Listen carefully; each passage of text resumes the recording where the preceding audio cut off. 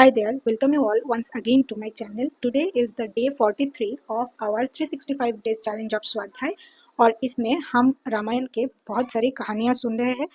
मूल रामायण में प्रवेश करने से पहले कृतिवशी रामायण में सूर्यवंश के उपाख्यान दिया हुआ है, जहाँ पे सूर्यवंश में रह चुके ऐसे प्रतापशाली राजाओं के बारे में हम जान रहे हैं। जिस सीरीज में आज हम जानेंगे महाराज सागर की कहानी और यहाँ से आज भी हम एक शिक्षा लेने की कोशिश करेंगे इस कहानी के माध्यम से। But before starting let me introduce my self. I am Swati, a life long learner, a study lover.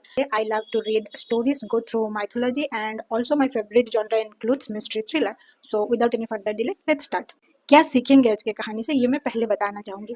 आज हम देखेंगे कि बेवजह हम किसी के ऊपर दोष जैसे थोपते हैं, ये कितने गलत है और जो आपने गलत किया उसका भुगतान आपको करना पड़ेगा ही। तो ये कहानी हमें वो शिक्षा देंगे। तो चलिए देखते कहानी क्या है। महाराज सागर ये सूर्यवंश के एक महान राजा थे, लेकिन ये एक्चुअली में कौन थे? ये राजा हरिश्चंद्र के पुत्र रोहिदास के पुत्र था, मतलब राजा हरिश्चंद्र के पोते थे महाराज सागर।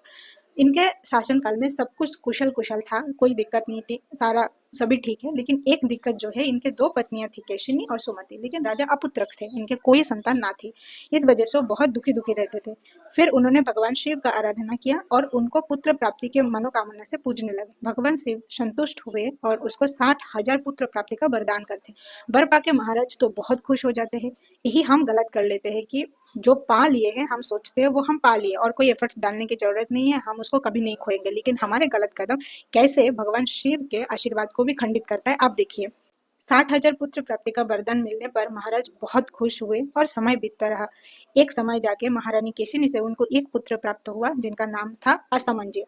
महारानी सुमति को कोई संतान प्रसव ना हुई। कुछ दिन बीते, महारानी केशिनी ने भी एक संतान प्रसव किया, लेकिन वो संतान है ही नहीं, वो बस एक मांस का पिंड था। महाराज को बहुत गुस्सा आया। नहीं, रानी पे नहीं, उनको गुस्सा इस बात पे आया कि भगवान शिव ने उनको वरदान दिए थे कि 60,000 पुत्र उनके होंगे, तो फिर ऐसा कैसे हो गया? तो वो महाराज गुस्से में आके भगवान शिव को ही भला बुरा कहने लगे। वो तो आशुतोष से सहज में संतुष्ट हो जाते हैं, लेकिन उतना प्रचंड गुस्से वाला रुद्र भी है।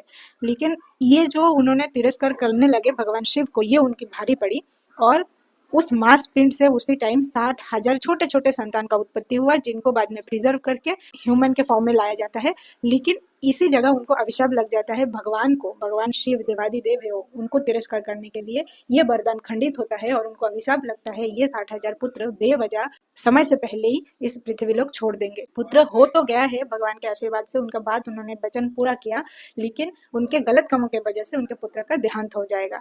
आपके सपोर्ट के लिए बहुत बहुत धन्यवाद। आप अगर यहाँ तक वीडियो को देखे, मैं आपके सच में आभारी हूँ। आपसे फिर मिलूंगी कल इस कहानी के नेक्स्ट पार्ट के साथ। Bye for now, Radhe.